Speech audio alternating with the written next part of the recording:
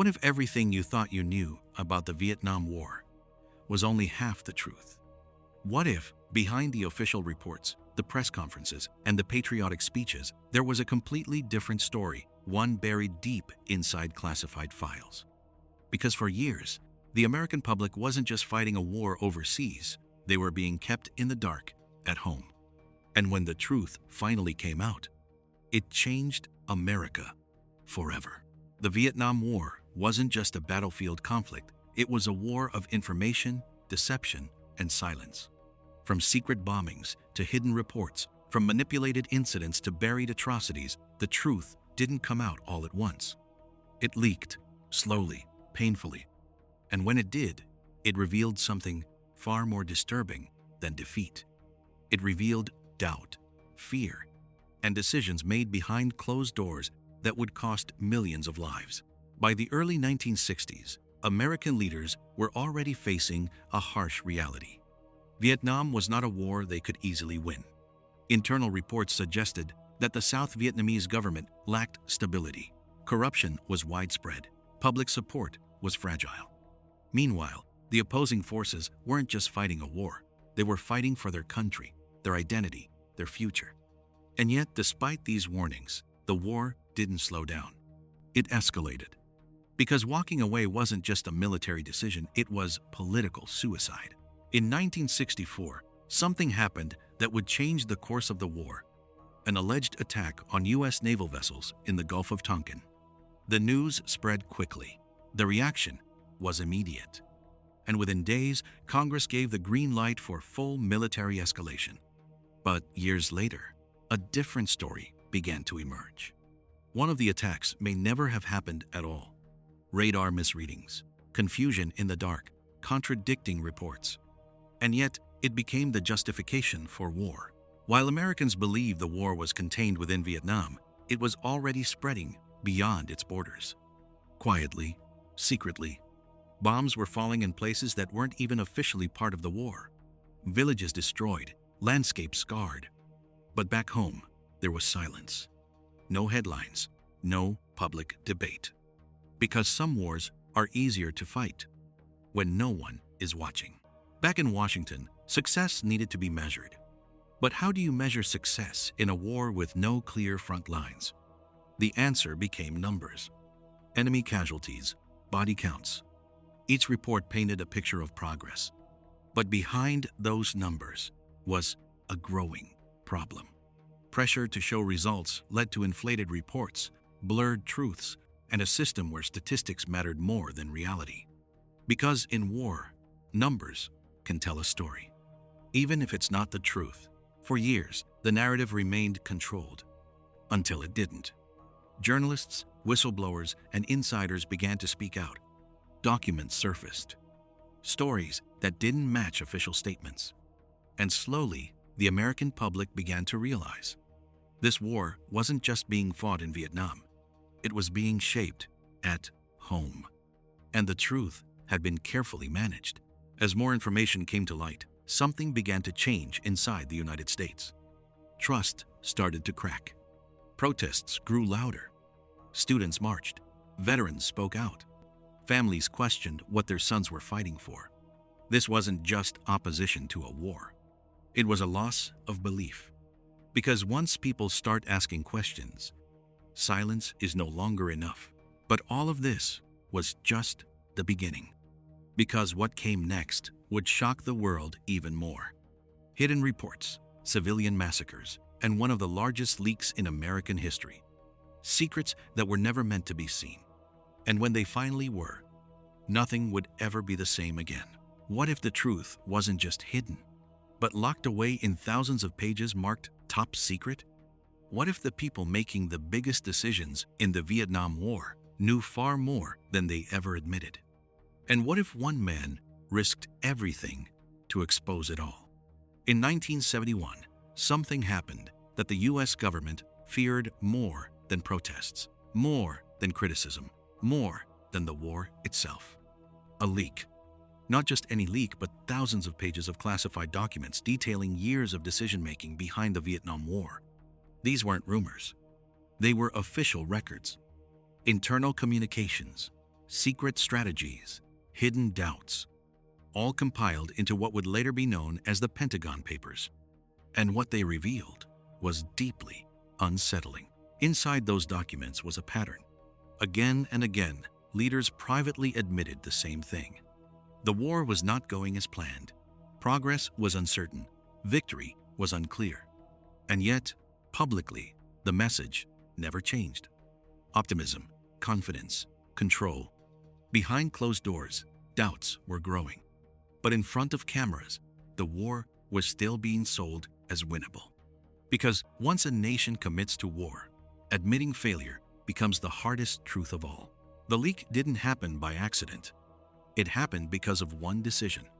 One person who had seen the documents and couldn't stay silent anymore. Daniel Ellsberg was a military analyst who once supported the war. But after reading the full extent of the reports, something changed. He realized the public had never been told the full truth. So he made a choice: to copy the documents secretly and give them to the press. A decision that would turn him into one of the most controversial figures in American history. When the documents reached the media, everything changed. Major newspapers began publishing the contents, page after page, revealing contradictions between what the government said and what it actually believed. The reaction was immediate: shock, anger, disbelief, but also something else: confirmation. For many Americans, this wasn't just new information. It was proof that something had been wrong all along. The response from the government was swift. Legal action, attempts to stop publication, arguments about national security. The case escalated quickly, all the way to the highest court. The U.S. Supreme Court will have to make a decision. Should the press be allowed to publish classified information? Or should the government be able to keep it hidden? The decision wouldn't just affect the Vietnam War. It would define the limits of truth and power in America. This wasn't a battle in the jungle.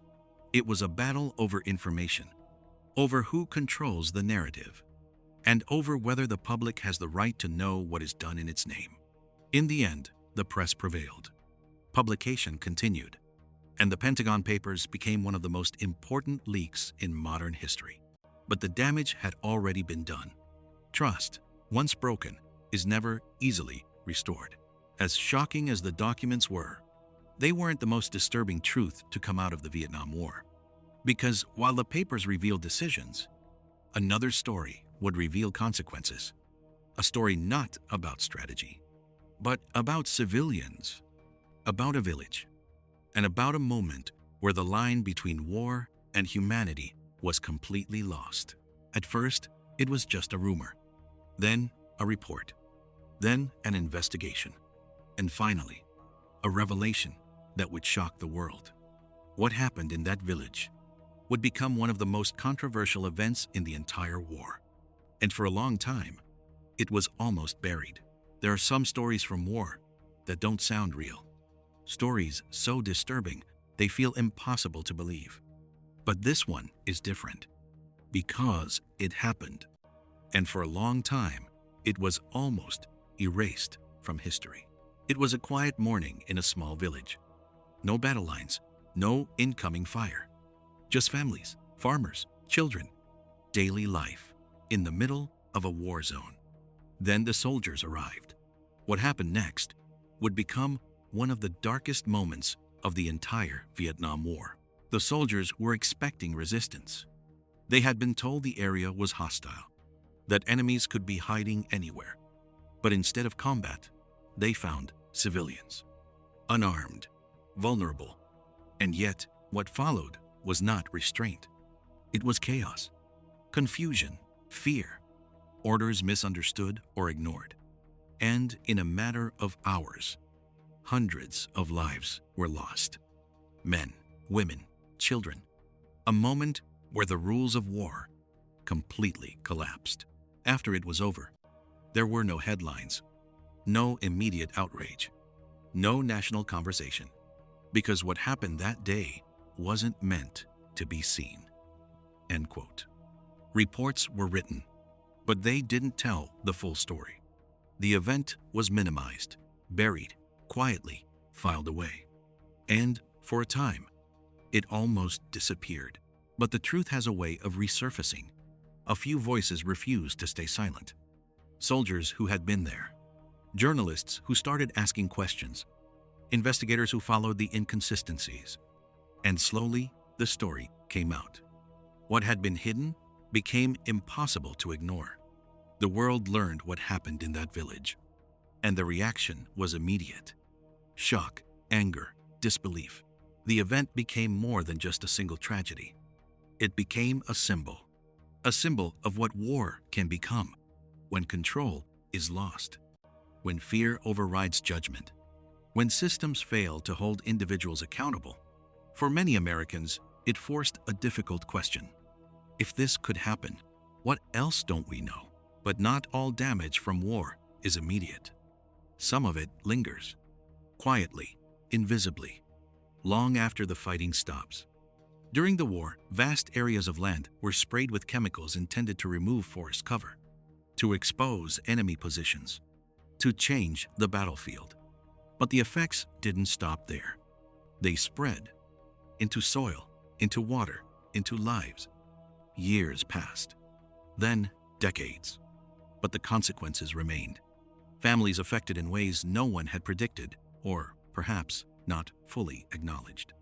Health issues, environmental damage, a legacy that extended far beyond the war itself. Because some weapons don't just impact the present, they shape the future. Looking back, the Vietnam War is no longer just a story of battles and strategies. It's a story of decisions, of consequences, of truths revealed and truths delayed. And perhaps the most difficult part is this. Not all of it was hidden forever, but enough of it was hidden long enough to matter. By the time the war finally came to an end, America had changed. Trust had been shaken. Questions remained. And the impact of those years would continue to echo long after the last troops left. Because some wars don't end when the fighting stops. They end when the truth is finally faced. In the end, it didn't end with victory. There was no clear triumph, no moment of celebration, just silence, and images that would stay with the world forever. By the early 1970s, the direction of the war had become impossible to ignore. Troop numbers began to decrease. Public support had already eroded, and the idea of a clear victory was fading. Negotiations replaced escalation. Withdrawal replaced expansion. But even as troops left, the consequences of the war were still unfolding. Then came the final chapter. In 1975, everything moved quickly. The situation on the ground changed. Cities fell. Control shifted. And in one of the most powerful images of the entire war, helicopters lifted off, carrying the last people out. Crowds gathered below, waiting, hoping. Some made it out. Many did not. That image became more than a photograph. It became a symbol of an ending, of uncertainty, of a war that had taken so much and left so many questions behind. For those watching at home, it was the moment everything became real. Not strategy, not reports, but reality. When the war finally ended, the numbers told one story. But numbers alone could never capture the full impact. Lives lost, families changed, communities affected across continents, and a generation shaped by what they had seen, done, and endured. Because the true cost of war isn't just counted in statistics, it's carried in memory. In the years that followed, America began to reflect. Questions that once felt distant became unavoidable. What went wrong? What could have been different? And perhaps the hardest question, what lessons should be learned? Investigations, books, testimonies. Piece by piece, the full picture became clearer. But clarity didn't always bring comfort. The Vietnam War didn't just change foreign policy. It changed how people viewed information, how they questioned authority, how they responded to future conflicts. Trust, once shaken, becomes harder to rebuild, and the relationship between government, media, and the public was never quite the same again. Today, the Vietnam War is remembered in many ways. Through history books, through documentaries, through personal stories passed down over time. But beyond all of that, it remains a reminder of how complex war can be, of how difficult truth can be, and of how important it is to keep asking questions. Because in the end, the Vietnam War wasn't just about what happened on the battlefield. It was about what was known, what was hidden, and what it took for the truth to finally come to light. History is not just about the past. It's about understanding and remembering so that the same mistakes are never repeated.